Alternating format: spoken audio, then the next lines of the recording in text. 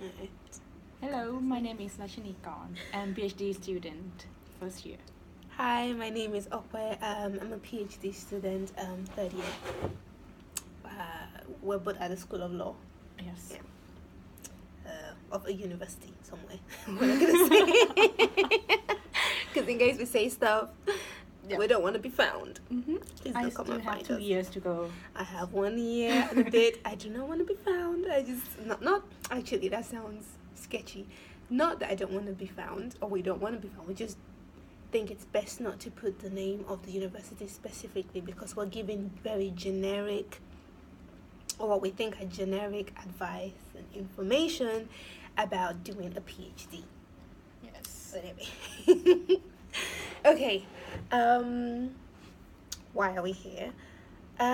We decided to make a video about some of the issues that people need to know if they're thinking of doing a PhD, what a PhD means roughly, and 5 or 4 things, a few points that we wish we had known when we were applying for the PhD, and we would like other people who are just applying or who have just started to know, because it will facilitate their journey and just make things a lot more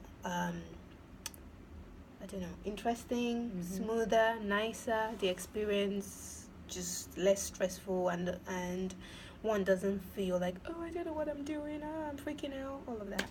But yeah. Yes. Let's start with the first question. Why you are doing PhD? Well, I decided to do a PhD because I've been interested in it since my second year of my undergraduate degree. I was reading, it's very geeky. I was reading a constitutional law textbook and I was like, Wow. this is so interesting. Like, I felt such a huge emotional, physical connection to what I was reading, and I thought, oh, this is so nice. I would really like to engage in research in the future. Wow. From that point onwards, I knew Freaking that. years. Yeah, I know. Wow. My friends are out partying and I'm in the library having emotional connections to textbooks and be like, this is beautiful. But that's genuinely how I felt. And then I knew I was going to do a PhD. At the time, I thought I would do a PhD and go on in the future to write lots of textbooks and I'll be a professor. And, that has changed since then. But that was the inspiration for the PhD. What about you? Mine is slightly different because I decided to do my PhD during my dissertation term of master. Okay. I cry a lot. Then you decided to do a PhD. And then I decided to do PhD to cry more. Because I feel like I become a better person after I cry. That is the reason, the real reason. Well, that gives you an idea of the different motivations for doing a PhD. I will tell you that I have since cried a lot since I started doing this PhD. So I think crying is a part of the process. It's like growing pain, and the pain is real. So very real. Can we put that out there? And so yeah. And you become stronger. Yeah, you do. You do become stronger. You That gain. is my logic. Yes, to do and you PhD. gain this sense of humor that we have. I speak more. Exactly.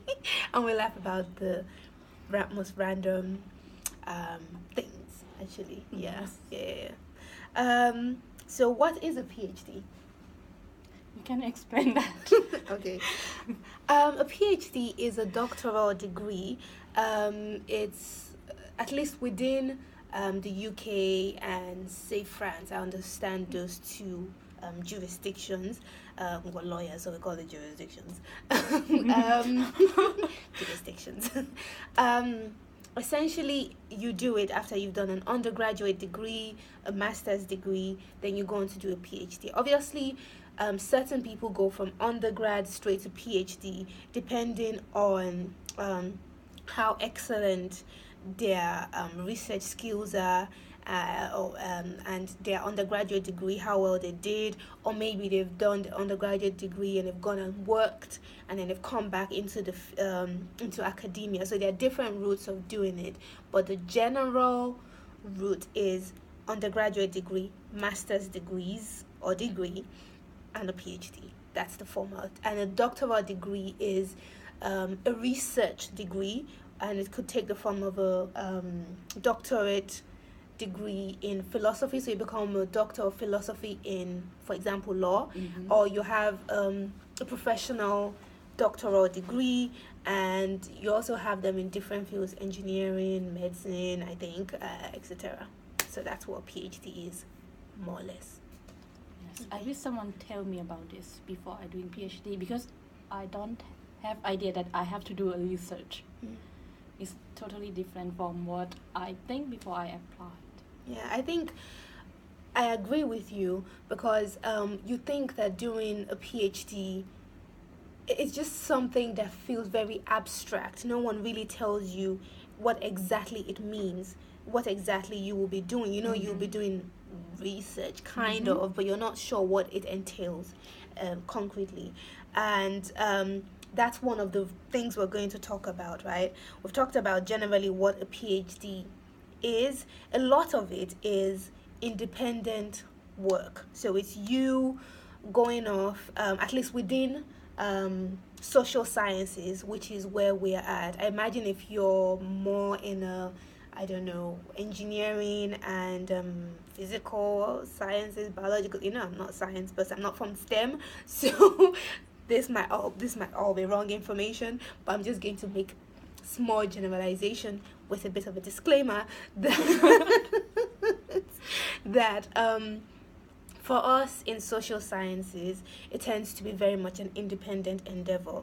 Like, you're often by yourself with some books, or out in doing your field work and getting data.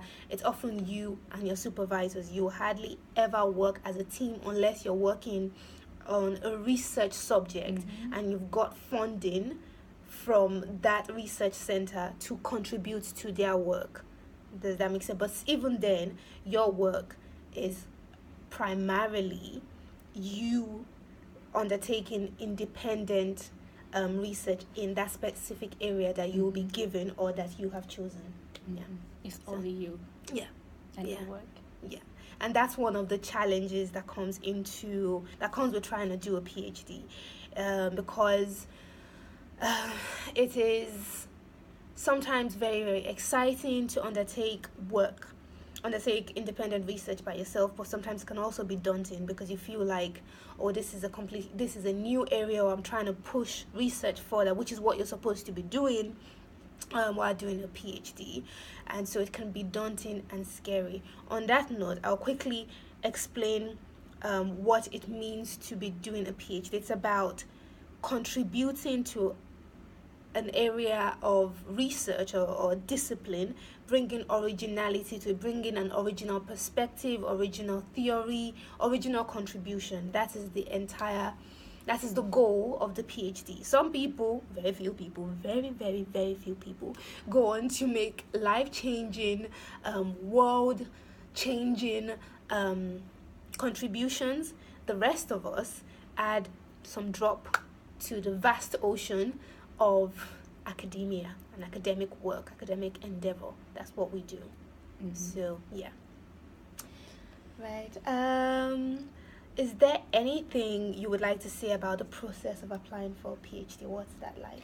For me, I just apply for one university and I get it. So it's totally different from your experience. So can you tell me more about your experience? Well, my experience was different in the sense that while I was doing my master's, I decided that I wanted to do a PhD either in the UK or a Scandinavian country. And so I contacted a number of academics. In fact, I will tell you what I did. I typed in how to apply for a PhD on Google, and then I found some people with who I think they had applied to do PhD in social sciences, maybe more specifically law. And then I followed their format, which was to contact a number of academics, send them a short email, a small bio about yourself, who you are, what you've done so far, what you're interested in, and would they like to meet with you for coffee.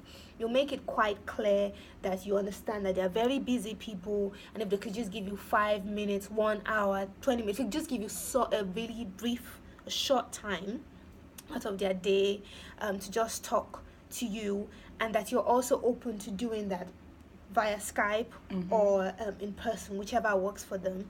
And then some people, I contacted a number of academics in the area. I typed in generally the area I was interested in, which was like corporate law, and I put in extra information about the specific aspect of corporate law I wanted to research in.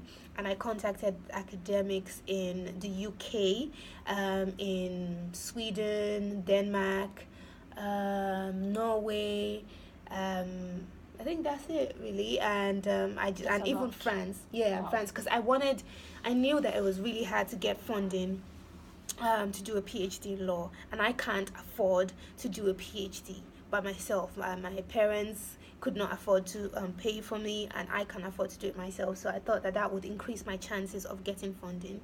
And then I met with some academics or had discussions with them via Skype, and somehow I met a group here that they were really nice, and they helped me with application for funding.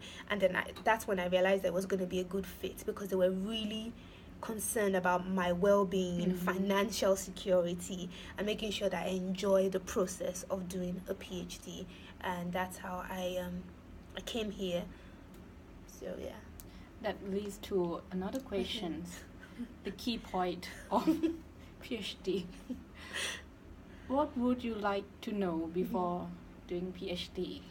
I think one of the first things I would have loved to have known is that when you're applying for it, you need to make sure that the supervisors who you're looking to work with are not only wonderful academics, renowned academics in their area, and that the university or school that I'm choosing to go to is a good one. Yes, we live in a world that is very elitist, so I thought that my best chances was to go with the ones that were high on the league tables. It's good to follow those league tables, use them as a guide, because you also want to improve your employability options once you finish the PhD, either in academia or outside of academia. So those things were given, but I did not realize how important it was to make sure that your supervisory relationship had to be 100. Like, it had to be a solid fit. Like, for example, I'll share an anecdote. When I was contacting my current supervisor, I made a mistake, because I was contacting so many academics who had written such great things, and I think 2 academics had the same first name, and I sent an email to my supervisor saying, "Oh, I really enjoyed this article that you had written," and then 2 seconds as I pressed the send button, I realized what I'd done. I thought, oh my God, I've ruined my life. Ruined my chances. He's not going to work with me. This is the end and stuff. But he got back to me and I was like, no, that wasn't me. But, it seems like you're interested in this area. We can definitely sit down and have a chat. I appreciated that, the fact that he got back. Now, I was sending him an email anyway to apologize, but I appreciated that he got back to me, because it shows a certain level of humility, because this is a huge academic who's written lots of books and stuff, and it wasn't like, oh, how dare you. Very humble and very within that day we made plans to meet and have coffee and discuss, and that gave me a clue as to what the person was going to be like. Whereas some other people expressed interest and later on just stopped talking to me, and I didn't know why. Experience that I sent the email to them. And they sent email back and then just disappear. Exactly. And that gives you an indication of what a supervisory relationship would be like with them, because they might be wonderful people who are kind, but they might be so busy that you don't have time for you. And it's really important that your supervisor has time to look at your work, particularly within the first year when you're forming your ideas, and obviously throughout the journey, and in your final year too, because second year I didn't meet my supervisors as often as I met them in the first year, because I kind of knew what I was doing more, so I didn't really need to be micromanaged on a very sort of regular at regular intervals, right? So I think it's important to really have a good supervisory relationship. There are many horror stories of people that we know, people that we've heard of who've had supervisors who have not cared about their work, who just wanted their names to say, well, I have students, and to be able to talk about how they have students, but they don't read their work because they don't have time, or perhaps they don't care. I'm gonna go more with perhaps they don't have time. They don't read the work regularly. They don't meet with them to ask how they are. They're not really concerned about their well-being. And there are supervisors who read the work regularly but never provide feedback, or when they do, it's always negative feedback, not seeming to understand the challenges, the psychological aspect of trying to do a PhD. Is that you need constructive feedback, but constructive feedback that also comes with a lot of support and encouragement, right? That's what I guess constructive feedback means. But there are people who have contributed to shattering the self-esteem of their students. So it's really, really important that you pick the right supervisors. How do you go about doing this? I wish that I had done this. I was lucky, and I have great supervisors who care about my work and who care about my well-being. But if I could go back, I would still have preferred, I would still have liked to have spoken to their students, of the students of these various prospective supervisors, to see what they're like, and just send them an email, send the students an email saying, oh, I just want to talk to you on a confidential sort of level. This email is not going to go beyond this, or this coffee or whatever. Whatever we discuss is not going to go beyond this little discussion. What are they like? Do you see them often? Do they read your work? I think it's really important to know those things, so you know exactly what you're signing up for. After all, there are people, I know a PhD student who doesn't want to have regular meetings with her supervisors because she doesn't want to be micromanaged on that level, and she's, getting on well with her thesis and making good progress, and she's going to finish well. So I think it depends on your style. Some people might prefer to be more micromanaged. Some people prefer people who want to ask you questions about your private life. Some people don't like that. So I think it's important for you to find the fit that works for you, right? You don't want to get into a situation that's too much or too little, I would say. And I think talking to their students gives you an idea, even by their refusal to perhaps talk to you, will give you a clue of what that relationship is like. Oh, yes. It will give you a clue about what that relationship But most is of the like. time, if we send an email to talk to them, they will agree to talk. Yeah, I definitely think so. Most people, if someone sent me an email saying, oh, I want to work with your supervisor, what are they like? I'm quite happy to answer that, because number one, they're great. So if you can get them, go for it, right? They're very busy people, but they definitely have a way of, even when I'm struggling, getting me to write, which is so important. Getting me to write, getting me to put my ideas down on paper and presenting it to them. And then they help me structure it and help me, structure it by saying, have you thought of this? What about this? You were blindsided there. Think of this, think of that. And that pushes me further and gets me working, But they also don't push me in a way that I feel overstretched. I think that's also important. Yes.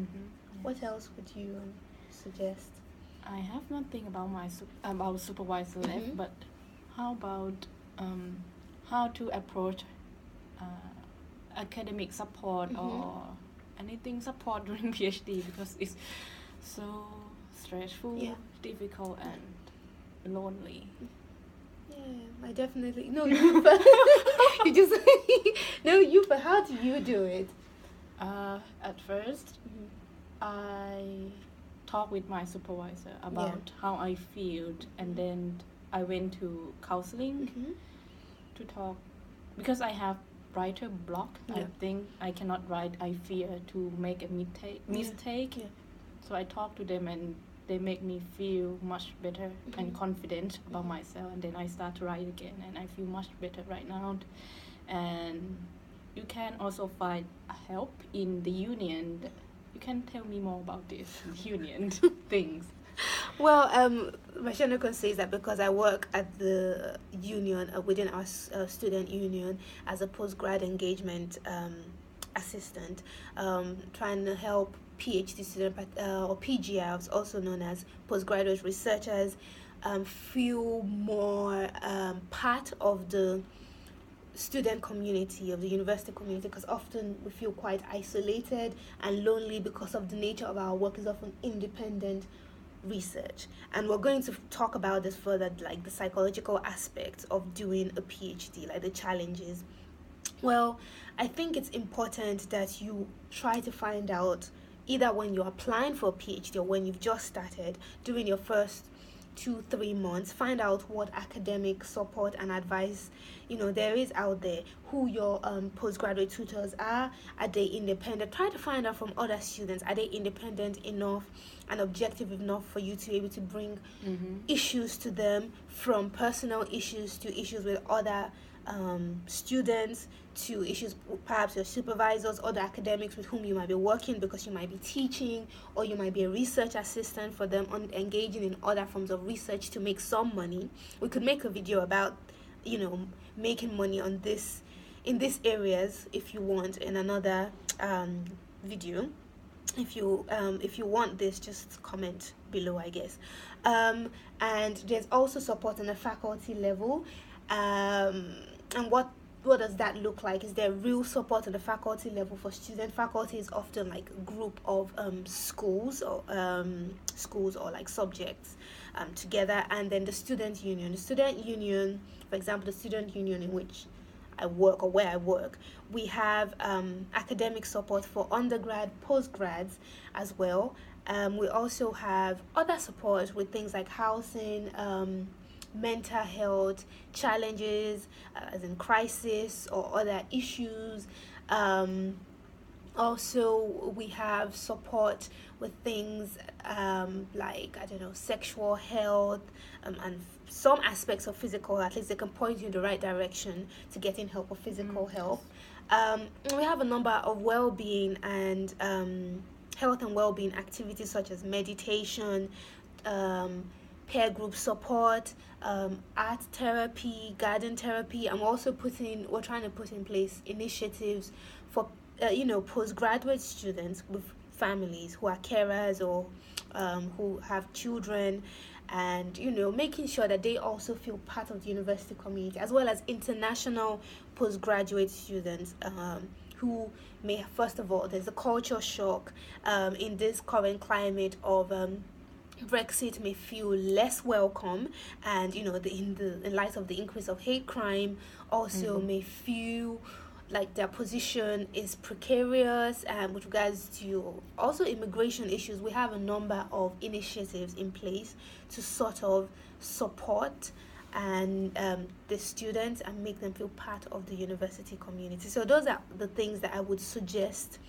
finding out what are available to you as academic, pastoral, extra supports. And there's also the chaplaincy. So if you're a Christian, Muslim, a Buddhist, I think there are also those sort of religious, spiritual guidance and support out there that the union can direct you to, should you need it.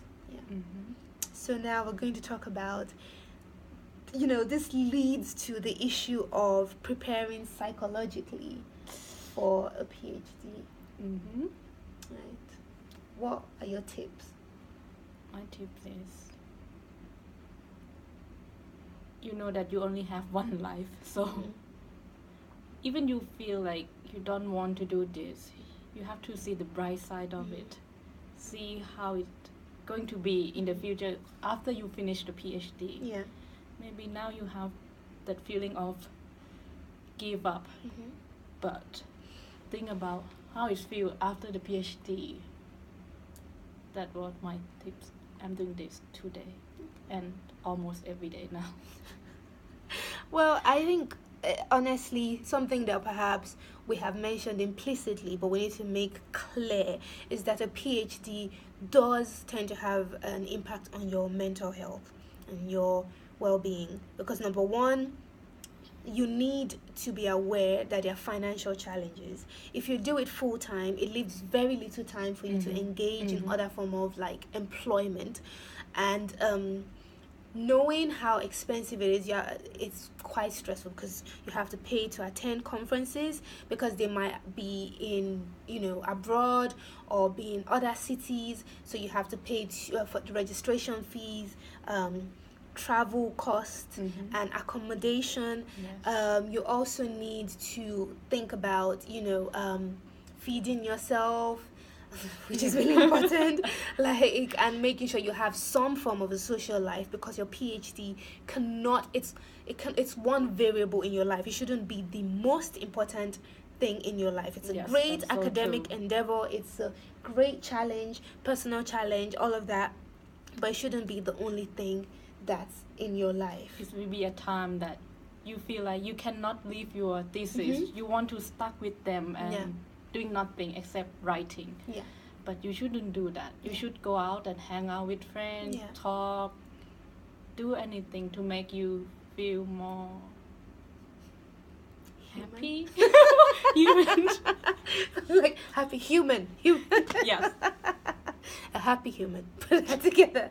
But yes, it's really a stressful endeavor, and it's very easy to forget that you have the right to breaks. So once you get into it, you can realize that you've sat for 8 hours without even eating, or overeating. Yeah, or overeating. You just sit and you just eat lots of snacks, or and you eat stuff that's not good for you because you're not looking after us, or you're not eating, or you're not sleeping. The amount of PhD students I know who don't sleep well because of the stress of, I need to do this, I need to make sure that I finish my PhD within 3 years because my funding is only for 3 years, I need to make sure that I publish, I need to teach, I need to attend all these conferences. All this competing challenges, because I'm trying to get an academic job, is very competitive, and so having all those ideas in your head, it makes things difficult and stressful. And if you're an international student, or if you are perhaps an ethnic minority here, it creates other challenges, because you know that there are challenges to you getting a job there. There's not there are statistics that indicate that there are not many academics, particularly academics of color or women of color in this space. And so knowing that creates an extra obstacle that you have to deal with, as well as the sense of imposter syndrome that comes with doing a PhD anyway, because you feel like you're never good enough. What are you contributing? All those challenges are things that many people do not know, or they know but they don't want to highlight, and it definitely affects your mental health. And you need to, if you're choosing to do a PhD, need to be aware. Yes, very aware of it, very aware of the uncertainties, the insecurities that come, the uncertainties, the insecurities that come with trying to do a PhD. In addition to that, you need to be aware that you need to have skills or tools in place to look after your mental health. So if you need to go to the counseling services, go ahead and do that. If you need to talk, it is not something to be ashamed of. Yes, so have I. It's something you can sit down and talk to people about, helping you get the right balance in your life, because it's very important to get the right balance so that you don't end up in a situation where you burn out before you finish the PhD. So it's important to really look after your well-being, take regular breaks, and understand that the first few months are really going to shake your self-esteem, because you come thinking, you come thinking that you know a lot, but then you realize that you don't know anything and that you need to start again. But at the same time, don't be paralyzed by the lack of knowledge that you have, because you actually know much more than you think you know. It's a very weird situation. Knowing unknown is knowing. Yes, exactly. Exactly. It really, really is that. You just have to understand that the first few months, even the first year, is about getting to grips with what you're doing. It's okay for you to have to feel uncertain. It's lost. Floating without direction. That's exactly it. That's the perfect phrase. That is the perfect I have phrase. that feeling. That's exactly it. You do feel like you're floating without direction. Sometimes when you have a great idea, you feel like, oh my gosh, they'll discover that I'm wrong. All those things I think you need to think about. Essentially, before we end this video, a PhD is still a wonderful academic endeavor, and we would definitely encourage people to do it if they really want to. But I would like to say, and I'll let you finish, I would like to say that if you start a PhD and you realize that it's not for you, it is not a personal failure. It is not a failure of any kind. It just shows that it's not for you. Just do something else. Yes. But do not expend too much time or too much energy trying to push it if it doesn't work. And if you have supervisors and you think this is not going to work, you try a little bit and it doesn't, leave as soon as you can.